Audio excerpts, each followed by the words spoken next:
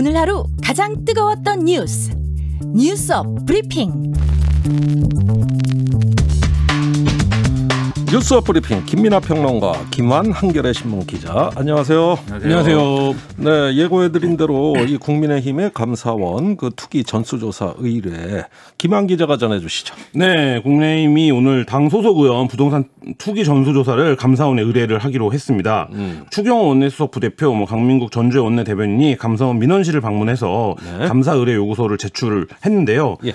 더불어민주당이 이제 국민권익위원회에 의뢰해서 국회의원 직계 좀비서까지를 전수조사한 결과 부동산 투기 의혹이 이제 12명이 불거졌는데 예. 이 12명의 이름이 공개되고 하루 만에 그 감사원에 감사 의뢰를 하기로 결정을 했습니다. 네. 근데 이제 문제가 있습니다. 뭐냐면 감사원법 제24조에 따르면 국회 법원 및 헌법재판소에 소속한 공무원은 감사 대상에서 제외하도록 되어 있습니다. 네. 그러니까 이게 삼권 분립의 원칙 때문에 그런데요. 감사원이 독립기구로서 존재하면서 네. 그래서 이제 정치권에서는 애초에 이 감사가 가능하지 않다라는 걸 알고 있으면서 이렇게 하는 행위 자체가 생색내기다, 꼼수다, 쇼다 이런 비판이 나오고 있습니다. 글쎄, 그런 비판이 나올 법도 한데 그걸 뻔히 아는데 국민의힘은 왜 자꾸 이렇게 감사원을 고집하는 겁니까? 아니라는 건데요. 가능하다는 입장입니다. 가능하다. 근데 단 조건이 붙습니다. 뭐냐면 여당이 합의를 해주면 된다 이런 얘기예요. 뭐냐면 법리적으로 보면 원포인트로 그러면 그 감사원법을 고치면 되지 않냐? 예. 안 되면 되게 하라. 네, 그렇죠. 이게 전형적인 K 꼰대의 논리인데 이런 것도 있고 그게 아니다. 합의만 되면 이게 이제 직무감찰 성격이 아닌 것으로 봐서 하면 된다. 전수조사를 여야 다 뭐 이런 얘기예요. 근데 지금 민주당은 이미 권익위에서 판단을 받았는데 이 부분에 대해서 합의해 줄 리가 정치적으로 가능성이 제로에 가깝지 않습니까?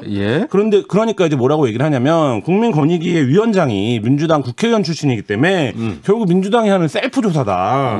그래서 우리는 감사원을 결정한 거다 이렇게 이제 설명을 하고 있는데요. 뭐 거듭 설명드리지만 이제 기관 설립 목적이 유배된다라는 게 정치권의 일반적인 평가입니다. 그러니까 예를 들면 감사원이 독립기구로서 그 행정부 산하 기관 공무원들과 이제 직원들을 감사하는 역할을 담당하는데 이 부분에서 이제 입법부까지를 맡게 되면 단순히 뭐 할 수도 있다 없다 이런 문제가 아니라 이 기관을 설립한 목적에 위배되기 때문에 위헌 소지까지 있다. 이게 이제 지금 정치권의 대체적인 평가입니다. 그러니까 이게 검찰 문제랑 좀 비슷한 부분들이 있는 건데요. 가령 그래도 검찰은 어떤 수사를 할 때 그것의 수사의 어떤 정치적 중립성이나 어떤 독립성들을 지켜줘야 된다라는 여러 원칙이나 뭐 이런 것들이 제도라든가 이런 걸 통해서 존재하고 있지 않습니까? 근데 감사원이라는 건 사실 이 감사위원회 구성이나 또는 이제 감사원의 어떤 역할이나 하는 일 이런 것들 통틀어서 보면은 결국 행정부 내 감찰과 감사라는 역할을 하는 건데 사실상 그런 역할을 하는 건데 이것을 입법부에다가 할 수 있다라고 하면 어떻게 보면은 사실 권력이 자기가 자의적으로 이 권력 기관을 활용해 가지고 입법부를 탄압하는 수단으로 쓸 수도 있는 거거든요. 어떻게 보면. 그래서 그거를 방지하기 위해서 이렇게 좀 권한을 갈라놓은 것인데 지금 국민의힘은 굳이 감사원을 이렇게 고집하는 이러한 이유가 또 다른 정치적인 어떤 뭐랄까요 셈법이나 이런 게 있는 게 아닌가 이런 생각이 드는 게 전당대회에서 계속 얘기해오지 않았습니까? 최재형 감사원장도 우리 유력한 대권 후보 중에 하나다. 모셔올 것이다. 그러면 앞서 권익위는 전현희 전 의원이 이제 위원장이기 때문에 못 믿겠다라고 한다면 최재형 감사원장은 우리 편이기 때문에 믿을 수 있다. 이런 논리가 돼버리는 것이기 때문에 제가 최재형 감사원장이면 상당히 곤란한 그런 상황에 이제 왔다. 이게 뭐 기분이 나쁠 것 같아요. 그러면은 최재형 감사원장이 이걸 받아들여서 국민의힘을 세게 감사해버리면 국민의힘 대권 후보 명단에선 탈락하는 거 아니에요? 제가 볼 때는 그날로 탈락한다고 봅니다. 그날로 탈락한다. 왜 야당이 이 국가기관을 뭐 그런 시험에 들지도 않겠지만 왜 시험에 자꾸 들게 하려는지 모르겠는데 그래서 아까 들으신 그 목소리처럼 차라리 그런 이유면 윤석열 총장한테 가서 조사받겠다고 해라. 이런 얘기가 비아냥이 나오는 거예요. 그런데 윤석열 그 양반 세게 할 거예요. 막상 그러면은 그럼 또 대권 후보에서 멀어지는 거 아닙니까? 이거 어렵네요. 최재형 감사원장 입장에서 곤란한 게 뭐냐면 이게 이런 식으로 하잖아요. 야당이. 국민의힘이 우리한테 가까운 사람 같아서 우리 믿을 수 있는 이러한 사람에게 우리의 어떤 허물을 좀 맡기고 싶습니다. 이런 어떤 스토리라고 한다면 최재형 감사원장이 이전에 탈원전이라든지 이런 문제에 대해서 자기가 어떤 소신을 가지고 이것은 정말 감사원이 해야 될 일이라고 생각해서 감사를 한 거다라고 주장을 해왔는데 여당은 거기에 대해서 어떤 최재형 감사원장 본인의 어떤 성향을 반영해서 또는 뭐 어떤 예단이 반영된 어떤 감사였다. 또는 그 심지어는 정치적인 어떤 목적이 있었던 거 아니냐.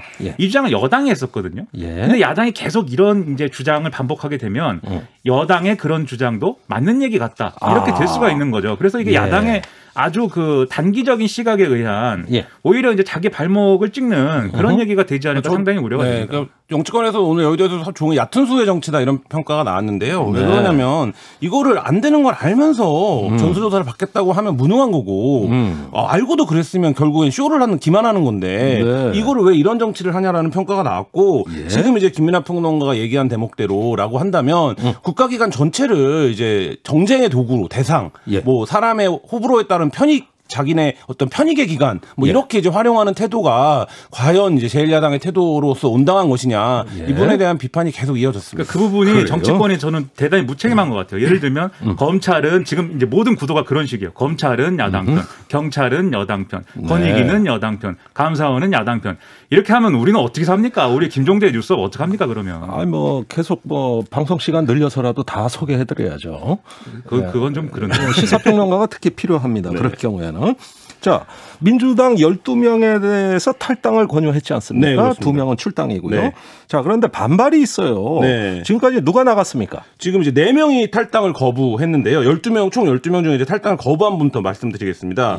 부동산 명예신탁 혐의 의혹이 있는 김혜재 의원, 그다음에 업무상 비밀 이용 의혹이 있는 김한정 의원, 그리고 농지법 위반 혐의가 있는 우상호 의원이 이제 탈당을 거부를 하고 당에 남아서 소명하겠다 이런 입장을 밝혔고요. 나머지 의원들은 이제 탈당을 이나 혹은 출당을 받아들였습니다.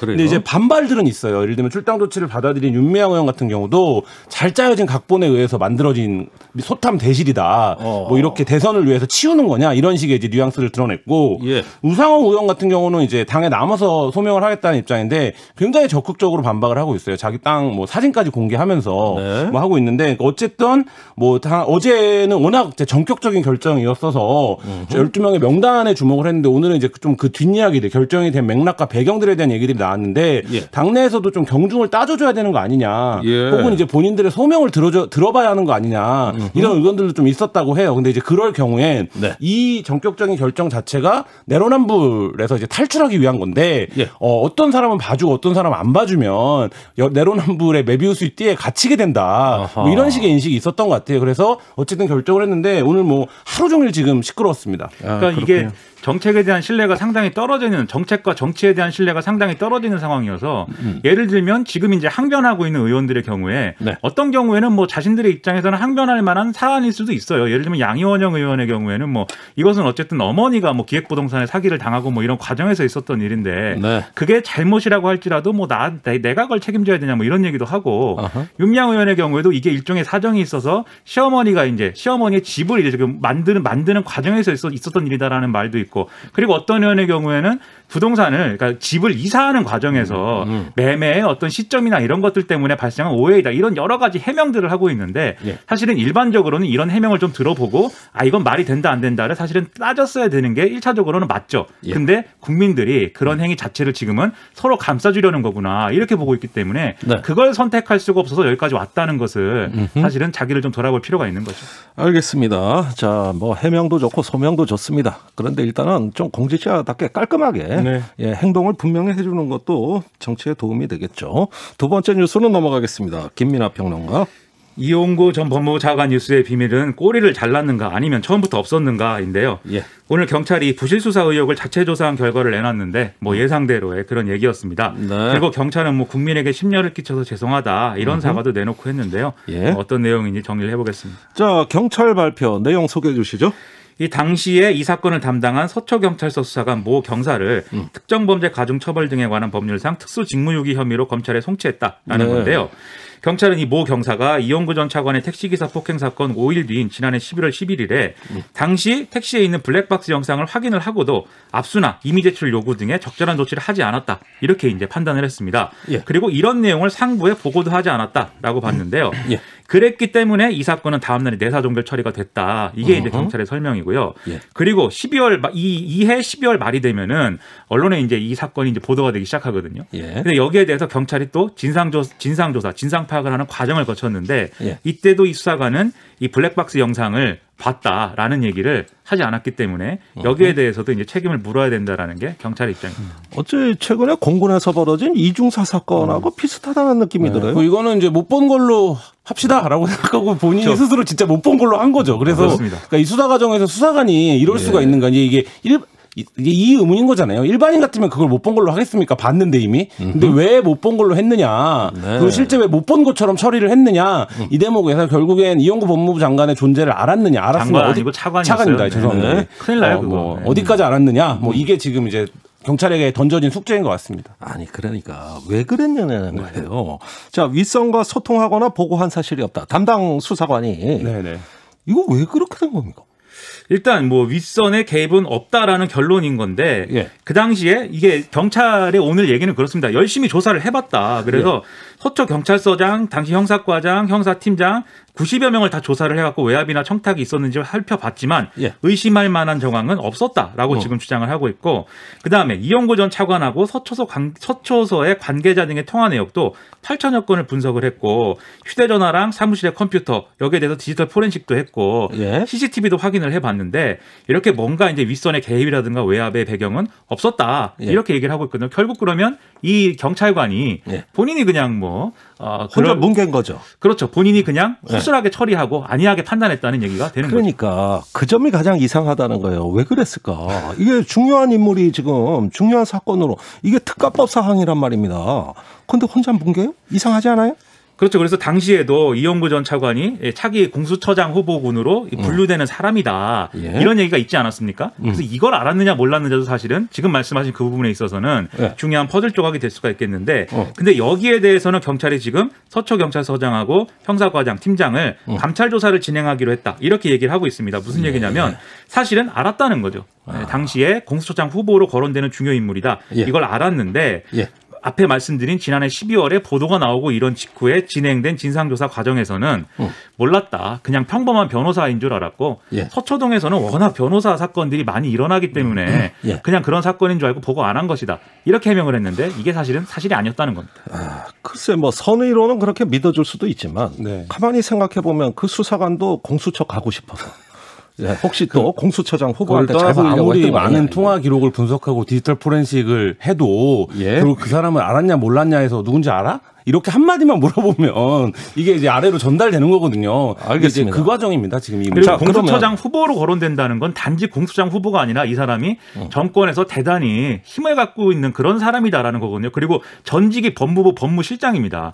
이걸 다 알았다고 하면 당연히 경찰 입장에서는 생각을 할 수밖에 없고 고민을 할 수밖에 없는데 그 부분에 있어서는 아무것도 찾아내지 못했다고 하니까 사실은 사람들이 믿어주겠는가라는 의심은 좀 남는 거죠. 아니 그러니까 그 중요한 인물에 관한 걸 수사관 혼자서 다 판단하고 뭉갰다 이 얘기인데 이거 어째 선뜻 좀 받아들여지지가 않아요. 그런데 이 사건이 이용구 전 차관이 공수처장의 그 후보에서 탈락하게 된 계기냐, 이게 또 궁금한 대목이에요. 그렇죠. 이거는 이제 확실하게 지금은 알 수가 없는 상황이지만 언론 보도를 보면 이제 그런 정황이 있는 거 아니냐라고 보고 있습니다. 그래서 이용구 전 차관이 사건 발생 이틀째였던 지난해 11월 8일에 택시기사에게 합의금 명목으로 이제 1,000만 원을 전달을 한 거고, 이건 본인이 인정한 거죠.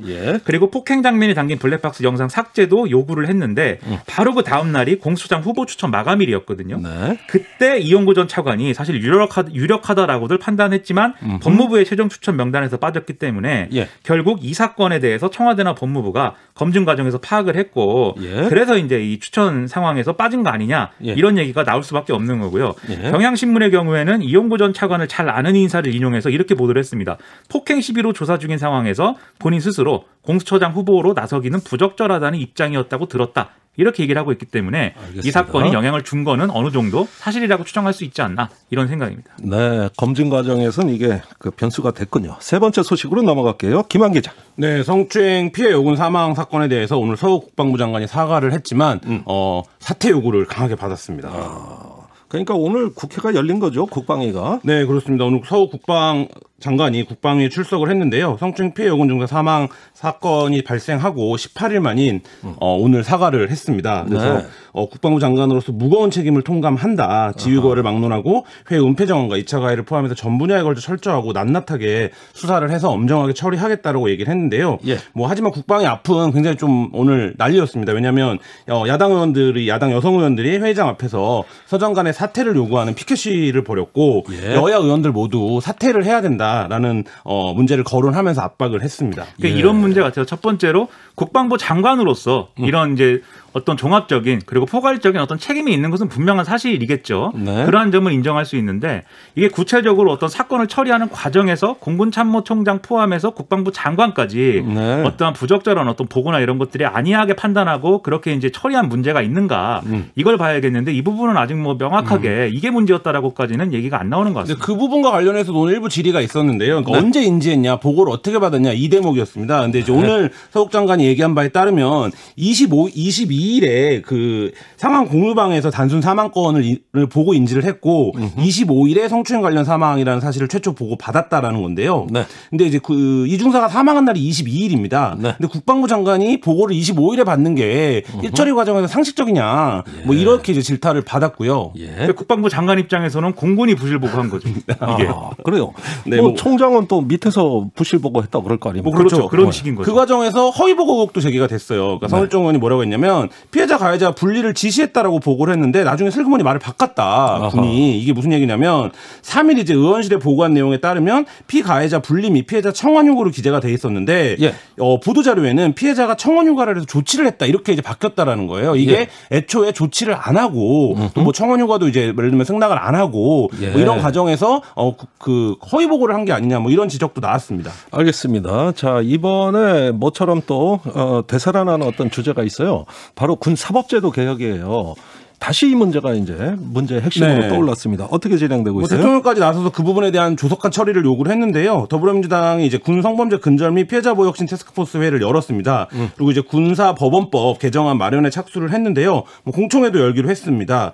내용을 핵심적으로 보면 지휘관의 재량권을 일단 축소한다라는 거예요. 지금 관할권이라고 부르는데요. 이 관할권은 군사법원 행정사무를 전체를 관장하는 권한인데 이게 이제 해당 부대의 지휘관이 갖게 돼 있는데 이 부분을 좀 개별적이고 독립적으로 일단 둬야 이 군사법원이 최소한의 객관성과 독립성을 담보할 수 있지 않겠느냐. 쉽게 말하면 군 지휘관이 재판해서 손 떼라 이거예요. 그렇죠. 그 얘기입니다. 수사, 기소, 재판에서 지휘관이 이제 손 떼라. 그리고 1차적인 1심 판단은 군 법원이 하지만 만약에 항소를 하게 되면 항소는 민간 법원에서 하는 방향도 지금 이제 논의에 포함돼서 논의가 진행 중입니다. 나아가서는 비군사적인 분야의 범죄 행위에 대해서는 민간 법원에서 처리하도록 하는 그런 방향까지도 좀 생각해 볼 필요가 있을 것 같습니다.